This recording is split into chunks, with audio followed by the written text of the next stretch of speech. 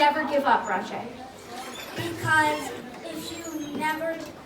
if you never give up, you can keep practicing, and one day you might do it. That is so right, my friend. Big high five. Give him a big round of applause.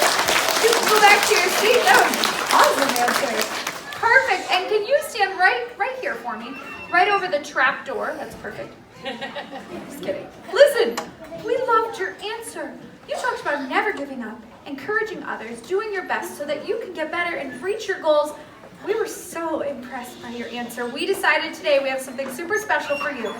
We would like to give you your very own automatic return Yeti yo-yo.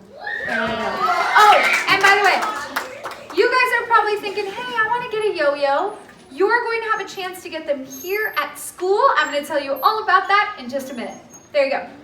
Oh, and by the way, if Rajay wants, he can bring this up to me right after the show, and I will autograph it for him. There you go.